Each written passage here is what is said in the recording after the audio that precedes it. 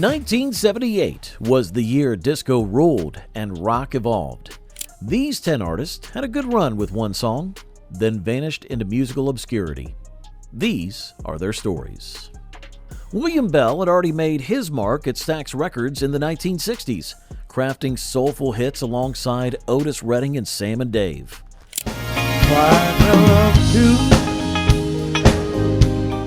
By 1978, he was struggling to find his place in a changing musical landscape when Mercury Records gave him one last shot. Trying to Love 2 became his unexpected swan song, climbing to number 10 on the R&B charts. Today, Bell performs occasionally at blues festivals and works as a motivational speaker, having found peace with his complicated past. Bell wrote the song about his own extramarital affair, but here's the twist. His wife didn't know about the song's autobiographical nature until she heard it on the radio. She confronted him at home that night, leading to a heated argument that neighbors called the police about. The marriage survived, but Bell later admitted the song cost him more than any record deal ever paid him.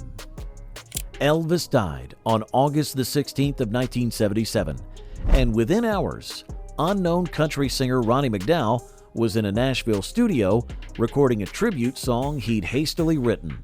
Now the king is gone, and no. The King Is Gone was pressed and distributed to radio stations within 48 hours of Elvis's death, making it the first tribute song to hit the airwaves. The song reached number 13 on the country charts and launched McDowell's career as an Elvis impersonator. He spent the last 4 decades performing as Elvis in Las Vegas and touring worldwide, becoming one of the most successful tribute artists in history. What McDowell never publicly admitted until 2010 was that he initially planned to record a parody song mocking Elvis's later years and drug problems. Only his producer's last-minute intervention changed the song into a tribute, essentially saving McDowell's career before it started. If you're enjoying these stories, hit that like button and subscribe for more music history they don't want you to know. Share this video with someone who remembers when these songs were fresh. Player was formed by 2 British musicians who'd moved to Los Angeles chasing the American dream. They'd been playing small clubs for years when they wrote Baby Come Back in a cramped apartment, inspired by a recent breakup. Baby, come back. The song's pleading vocals and memorable guitar hook caught the attention of RSO Records, and it shot to number 1 in early 1978. Despite the massive success, internal conflicts and drug problems tore the band apart within 2 years. The lead singer later joined the Little River Band and continues to perform. The woman who inspired Baby Come Back sued him for royalties in 1982, claiming she deserved compensation since the song was about their relationship. The case dragged on for 3 years and cost him most of his earnings from it. Even stranger, she had actually returned to him months before the song became famous. Janice Marie Johnson and Hazel Payne formed A Taste of Honey while working as backup singers in Los Angeles. Capitol Records signed them based on their live performances, and they crafted Boogie Oogie Oogie as pure dance floor energy.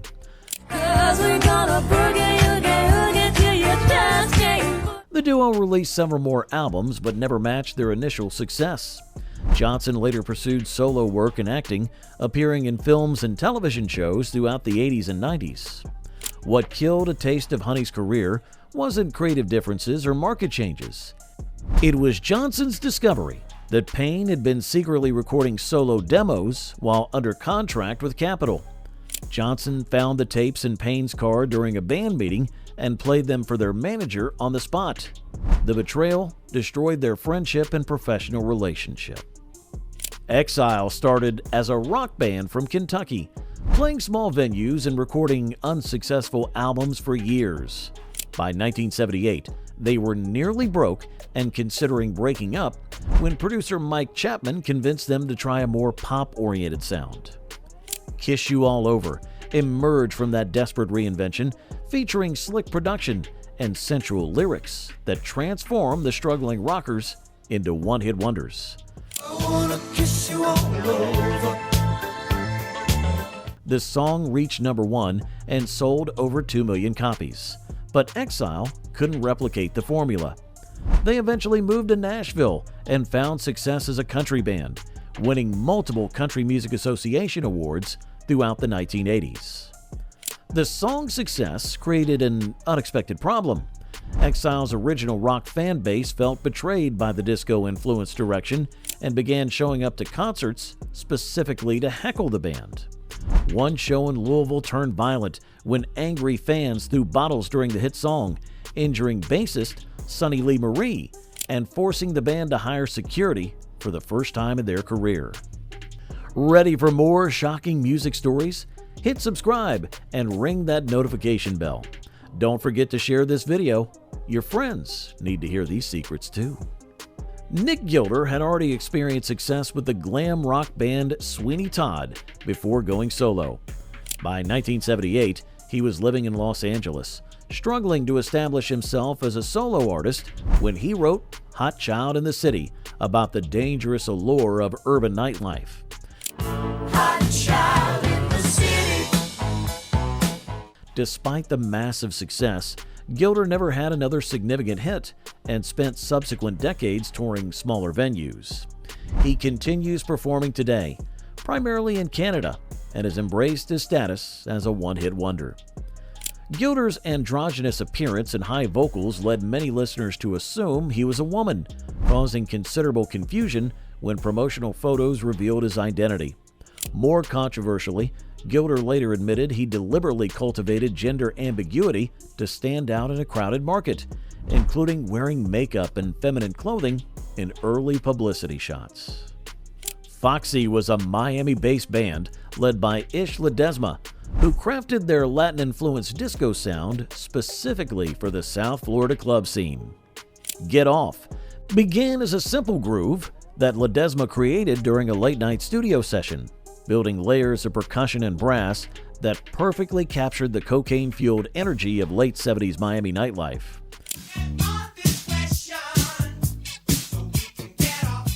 The song reached #9 nationally. However, the band's association with Miami's drug culture eventually overshadowed their music, and they disbanded after just 2 albums. Ledesma later worked as a producer and session musician before retiring from the music industry.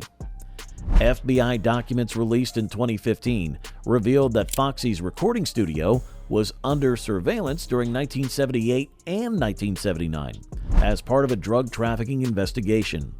Several band members were allegedly involved in cocaine distribution, using their touring schedule to transport drugs between cities.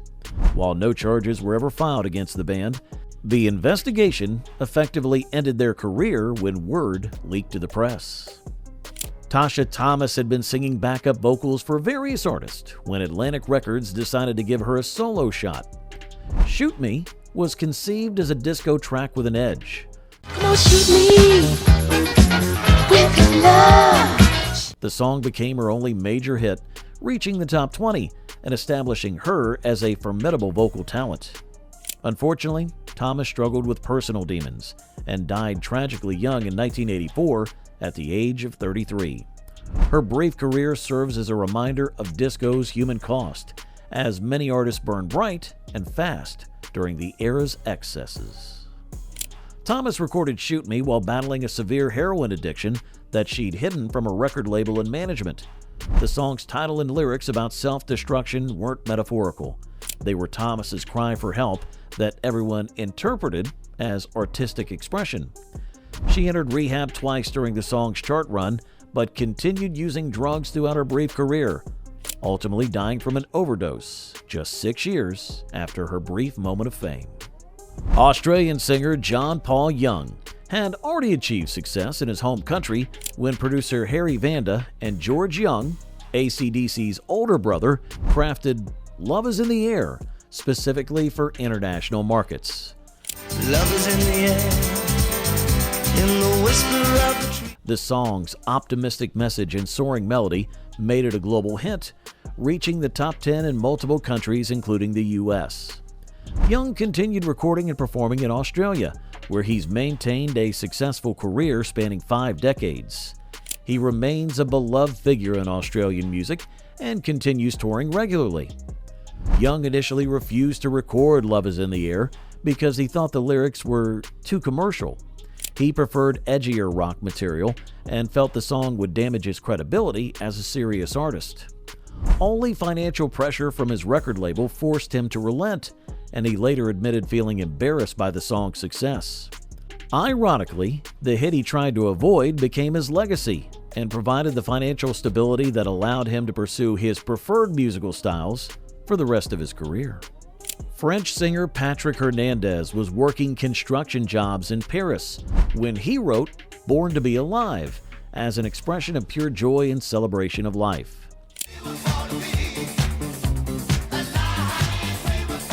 Despite the global success, Hernandez never achieved another significant hit and eventually returned to a more normal life in France. He occasionally performs at nostalgia shows and disco revival events, having made peace with his one-hit wonder status. The song's massive success trapped Hernandez in a golden cage. His record label demanded he recreate the same energy for follow-up singles, essentially forcing him to become a parody of himself.